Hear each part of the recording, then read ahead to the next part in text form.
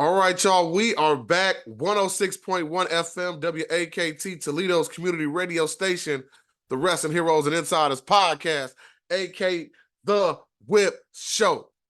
Now, we just had my boy Joey Wood from Edge of Philly Sports on the show, and he was kind of talking about his experience with Media Day for WrestleMania weekend. And we kicked it about how serious it is. But man, if our situation was heavy, this guy's situation, you got to multiply it by about 100%, man. I want to bring on one of the producers for the number one pro wrestling radio show in the world, Busted Open. Andre, how are you feeling, my guy? I am finally recovered from WrestleMania weekend. It took me a while, but I'm finally good. Dog, I think that's the consistency across the board with all the media people. Like, we all had to recover. Like, it was so serious, man. And that's kind of what this whole episode is about. People understanding how deep it was. Now, I know me personally, I got back in town on Wednesday and I was on Do Not Disturb for about 48 hours, man. What about you, bro? Do not disturb on Tuesday. Took the day off. I'm like, all right, shut out from everything. I'm sleeping. Woke up around like 2 in the afternoon that day, and that's when all the fatigue hit me. That was the moment when all the aches and pains, things that I was ignoring for the past 72 hours, just bam, hit me like a freight truck. Man, and that's kind of one thing I want people to understand. They think because we like pro wrestling that this wasn't work. It was just fun and games all the way through. Could you speak to that, man? It's a weird thing to really describe because first and foremost, everyone that knows you're working would be like, "Is this part of your job or is this like for fun? Like, why can't it be both?" That's Right. one thing people need to understand is yeah, we are having fun. Yeah, this is something that we've loved since we were kids, but at the same time, we're here for a reason. We're here to cover something and to make sure we put in the best light we can, recap it as much as possible, and network. That's a big part of this whole event is WrestleMania was designed to bring wrestling fans all together in one place. Same in the media end because we got people covering all over the world and we're never in the same place at the same time till Mania. That's what it's all about. Absolutely, man. And we were talking about earlier, seriously, people from not just local, not just in America, people from literally all over the world, like you just said, reporters from Puerto Rico, France, New Zealand, Switzerland, brother. everywhere, man.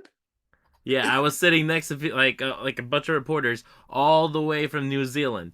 They're the ones that are the real troopers. They gotta watch every week of WWE in some backwards time zone Right. where for them Monday Night Raw is something they watch during breakfast or something that they'll have to watch after work because it's happening during their jobs. Mm-hmm. Like that's insanity. I tried that once going to the Philippines. It Yeah. takes a toll on you because you're was it Tuesday morning over there when it's Monday night here. So it really Wow. messes with you. See, and I complain about trying to stay up to watch the New Japan Pro Wrestling pay-per-views that are a different time zone, or even like when WWE does one overseas and it's like at 9 in the morning as opposed to 8 at night, man. So I totally can Brace yourself, imagine. Whip. It's coming. Exactly that is coming. We got France, Scotland, Yes, Saudi Arabia. Luckily, Toronto's on the same time zone over right. here. But I want to kind of get into your personal experience, man, because me and Joey were kind of talking about us. You know, the WWE gave out the platform, the packet of what we had to do. But you also had to work with Busted Open, and they put on some big shows themselves. Like, could you let the people kind of know some of the shows Busted Open put on during WrestleMania weekend? So for WrestleMania weekend, we started on Thursday at Xfinity Live, where we did the live Masters class, which is a podcast exclusive episode that drops every Sunday. You get Dave LaGreca, Tommy Dreamer, Bully Ray, and Mark Henry break down like the inner workings of pro wrestling. So this is more of a wrestler's podcast, a wrestler's episode. So if you're a fan and you want to dive into wrestler brain and to see the X's and O's of how things are put together without really spoiling it too much, the Masters class is the way to go. And they did that live on Thursday. Friday, we got some interviews left and right because we were at the WWE Hotel doing a live show there. Saturday was our big one.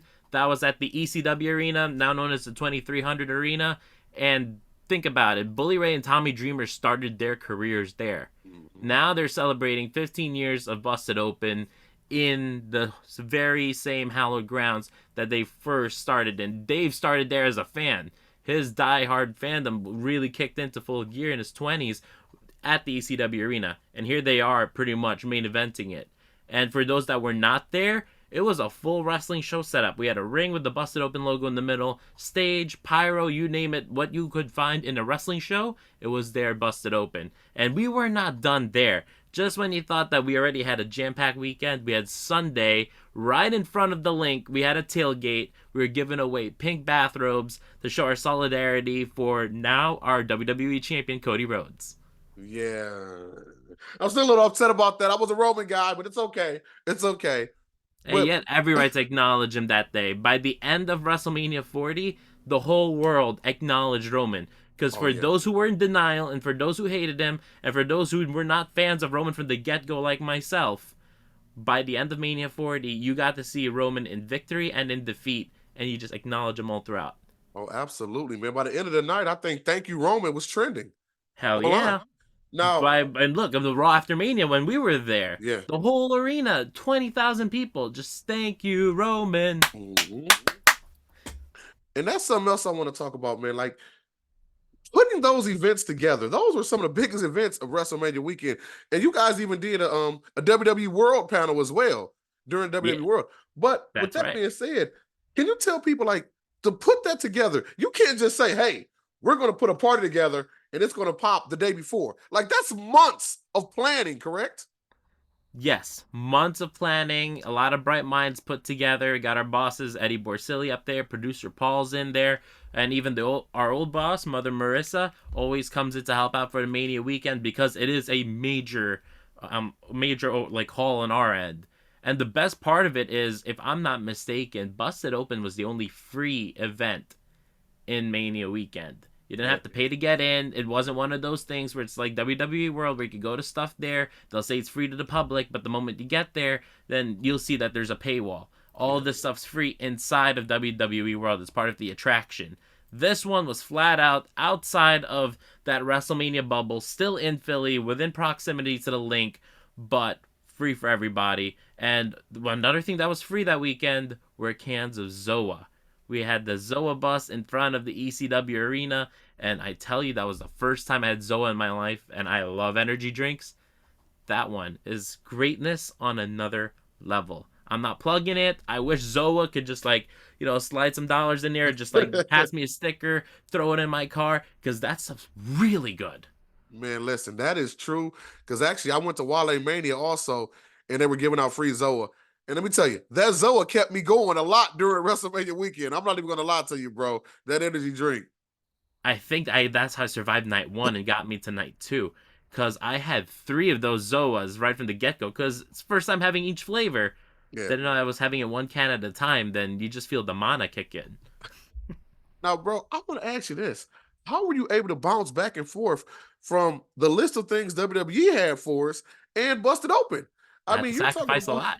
Did you get to go to everything that Busted Open did? And did you get to go to everything that WWE got to do?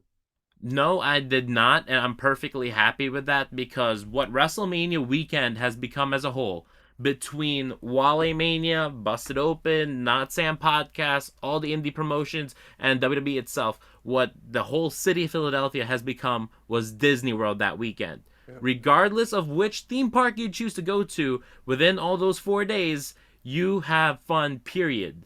That's your choice. It's your ride. It's your fandom. You choose where you want to go. You want to spend a day just like meeting and greeting your idols? You go to WrestleCon. You want to like sit down for a good talk show live? Then you go to Busted Open. You just want to watch straight up wrestling? Then you just go down another couple of blocks because there's wrestling over there. That's what it is. On my end, it was Busted Open heavy. First by work and second by choice because I love Busted Open. I'm addicted to it. I was a Nation member before getting started, so okay. I'm 100% in, and I did that and then WrestleMania, and I wanted to also do WWE World on Monday and check all that out, but we also had an eclipse happening, so I had to weigh my options there. Nice. Now you talked about working with Busted Open, man, and also so many journalists because that's what we are. I don't care what anybody says. We're media personnel, we're journalists from all over the world. How was it to catch up with like Candace Cordelia? Well, obviously you work with Denise Salcedo, but some of the other people from all over the world, man. What's crazy is about 3/4 of that press box, I've met them on Zoom all throughout the pandemic. Whether it's your Chris Van Vliet's over there too, everybody that was placed in there, even our own Gabby was there from the Gabby AF podcast, her new thing. Everyone was there, and all of them I've at least seen at some morning where I'm half awake running a board. And just like, okay, I remember them. Then seeing them in person and finally getting to meet them, and at the same time, just like how you see another wrestling fan before wrestling was cool, right? In the whole time before wrestling was cool, the era I grew up in, when you saw a fellow wrestling fan, you knew that family's right there. Everyone's coming together. You never met that person, but you feel that bond right at that moment. Same with the press box. You've seen all these people. You've seen what they've done. You've been on YouTube. You've been on social media. You've seen all the hard work they put in. And for all of us to celebrate the hard work we put in and our fandoms together was hella fun. I appreciated my time in the around there in the press box, seeing a bunch of old friends and meeting some new. Facts, man. Now I talked about this in my earlier interview. I was talking to somebody. They said 400 outlets around the world applied for credentials, and I think roughly 125 or so got approved. With that being said, some of my friends that do the thing, they might not have actually got approved yet. But I want you to say a word to people that are trying to keep going hard. Like, why should they continue and not just give up because they wasn't approved for this event All right, first or and any event? foremost, if you're doing something just for the press pass, you might need to second guess what you're doing, because this is a lot of hard work you're putting in. You're putting a lot of time, life, sacrifice, and hours into this. You're sacrificing different events in your life and possible options you can have so that you can let this business of pro wrestling grow. That's what we as media are here for the wrestling business. We're not here to cause tribalism. We're not here to cause hate. We're here to get what we know has been so awesome to us since our childhood and spread it across to all the fans out there who are starting, especially in this new era, starting to really get into wrestling. Because now I'm pretty sure that we have a whole lot of new fans after Mania 40. Oh my God, yeah, absolutely, man. So my advice for the people out there who are trying to get in and working their ass off, keep going. Every single interview you do, every single post you make, every piece of work you do is a puzzle piece to your brand. And that's what you got to think of. So even if you don't make it this year, even if you got approved for just like Media Week but not Mania itself, that's an acknowledgement in and of itself. If you get any form of approval that it went through somebody's eyes and they look through your profile, it means that there's eyes on your product. Like, that's a blessing in and of itself. So just keep pushing, because there will come a day where everything's going to line up. Give them that word, man. And I'm gonna tell you, on a personal level, I've told this story before on my show, and I know because I started my podcast during the COVID, just something to do. I've always liked wrestling, so and I initially didn't even talk about current pro wrestling. I talked about a lot of old school wrestling. You know what I mean? Then I kind of started going into the newer stuff. I would have never thought that it would have transitioned from doing a podcast to getting a spot on the actual radio station into actually getting approved. Because I know. Don't laugh at me, man. You can laugh at me. When I first got that Deshaun, you are approved email, the waterworks started, man. Because just like you said, it showed me that somebody was watching, somebody liked what I did, or they acknowledged what I did. So like you just said, to everybody out there listening, do not give up, because it is work. I think you can attest to this. There were friends of mine that just traveled to WrestleMania. I didn't even get to see them because it was so much going on that we were doing. I know probably on your side too. And what you should remember, it's not about where you sit for WrestleMania. It matters who you're around with at that moment. Because you don't have to be in the stadium to feel the same emotions that everyone in there was feeling. If I wasn't in there for Mania, I would be at the ECW arena where 200 people or 2,000 people will sound just as loud as being at the link. And the fact that it's all closed in, the sound's going to bounce even harder on your eardrums. More than how the link was. That echo saved you from hearing that mega pop. But when Cody got that win, all around the world, you hear the pop. Yeah, for sure, man. And I know you talked about the ECW arena before we get out of there, because I was able to stop by there for a show myself for a second. Could you let these people know how it felt to be in this historical thing? I mean, they still had the ECW mural in the men's bathroom. Could you kind of talk to that a little bit? For everyone who's not familiar with the history of the ECW arena, just remember that this was a warehouse when it first started. That is what it was, a bare bones warehouse that great creative minds and lots of strong bodies sacrificed have put together a brand and a revolution so big that now when you step in there today, you can feel it in there. Especially if you've watched the matches, you can kind of pinpoint at which corners of the arena this move happened, who got burned in that corner. Oh, there was a bleacher over here. You remember where the scaffolding was.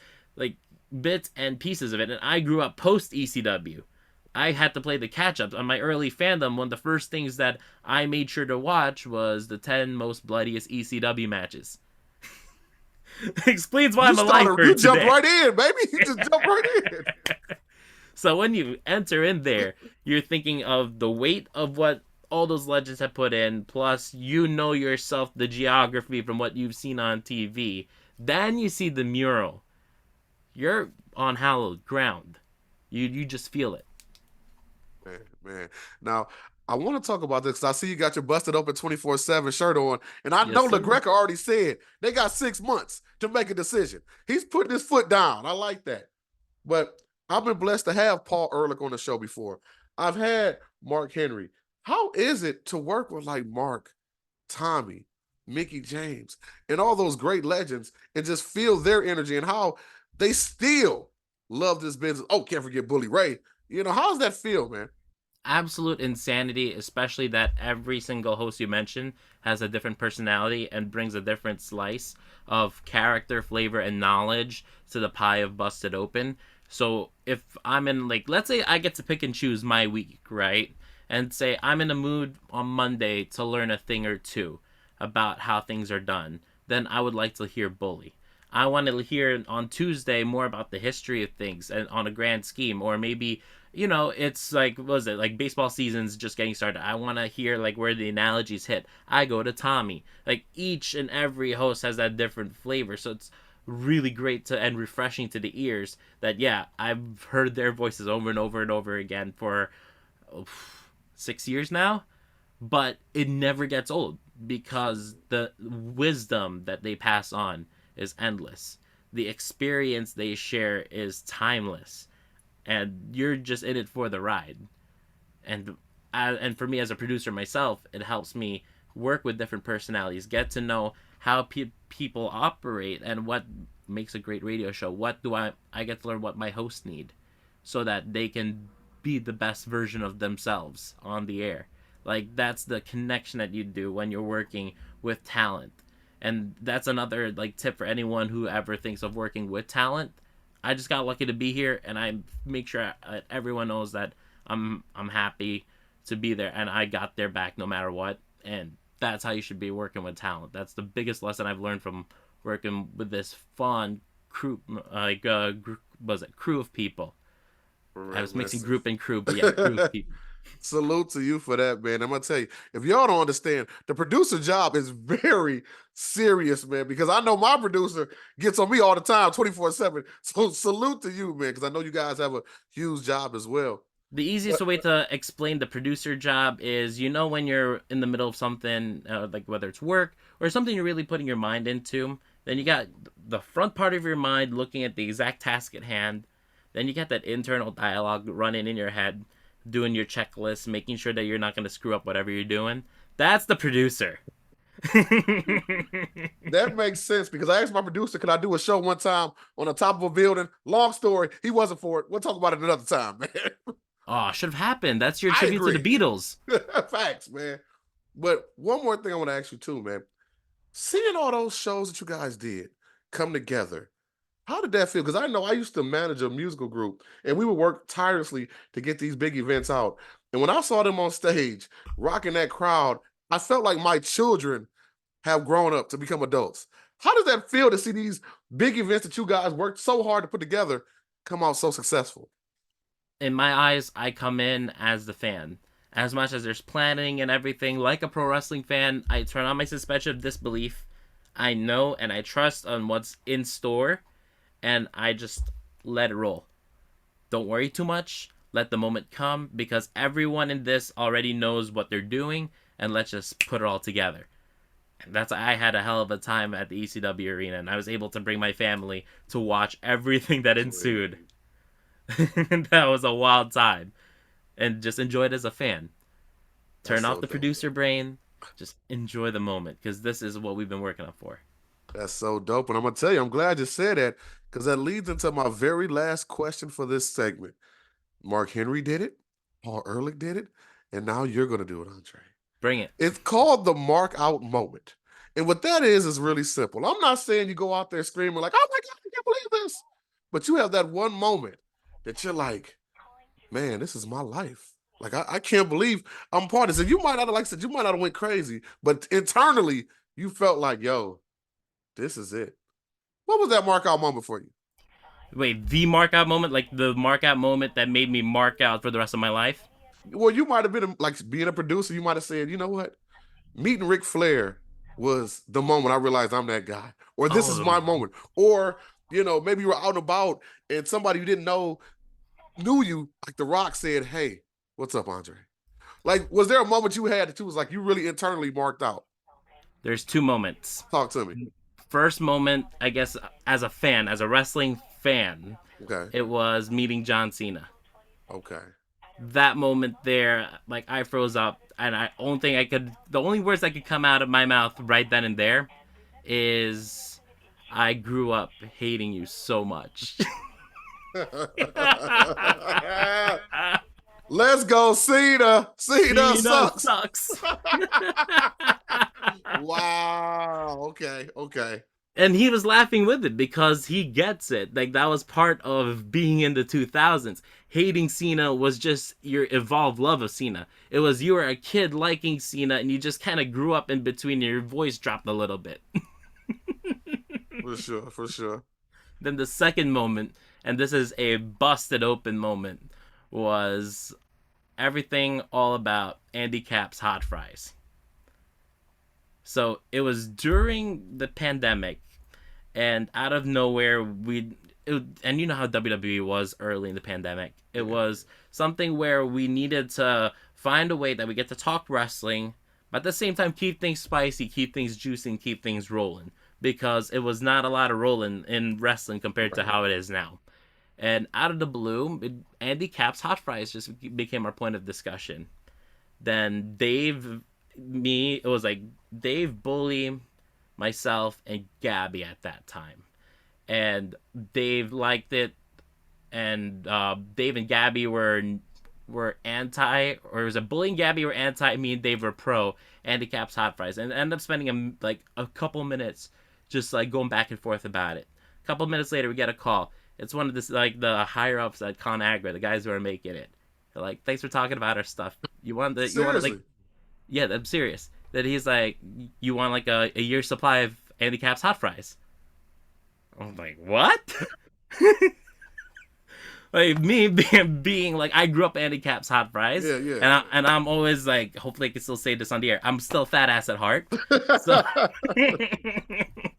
so I was more than happy to say yeah, and they delivered. Wow. Wow. And along with that, hot fries were Slim Jims. And if you're a fan of Busted Open, I'm pretty sure somewhere deep in your head is the full script of Snap into a Slim Jim somewhere engraved in your head.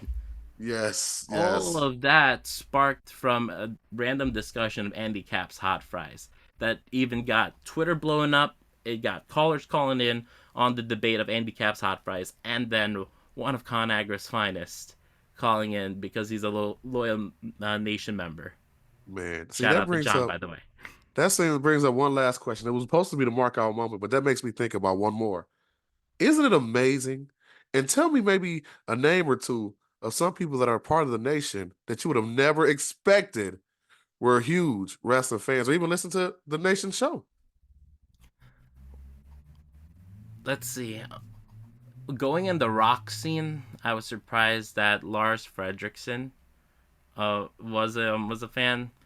That was just a shocker because before working in Sirius, I was part of WSOU, which is a heavy metal radio station here in Jersey.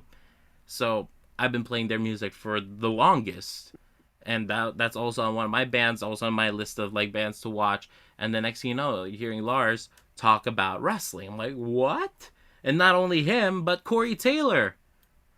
Yeah, and for those who don't know, by the way, he's the lead singer of Slipknot and the lead singer of Stone Sour. Two gimmicks, same guy. X Pac, 1, 2, 3 Kid, same dude, same gimmick. Corey Taylor. Nice, nice, man. Nice, nice. Well, man, Andre, thank you very much. I know you're busy, man. But before we get out of here, I want you to, even though everybody knows, let's just say they didn't. Tell them where they could get a hold of Busted Open Radio. And if they want to get a hold of you as well, could you do that for me? First and foremost, let's go to the live radio show. Busted Opens live every day, 9 to noon Eastern on Fight Nation, channel 156 on Sirius. Also on the app, too. So you can hop on the car, hop on the phone, whatever it may be, it's there. Then if you want to catch us on socials, add Busted Open Radio on X and add Busted Open on Sirius XM for Instagram and TikTok. And if you want to see what you've been hearing and catch the daily podcast in video, then you go to add Busted Open Podcast on YouTube. So sweet, man. Thank you very much for your time, man. And we're going to be Thank listening right away because we love Busted Open and we're all part of the nation, my guy. Thank you so much. Take care.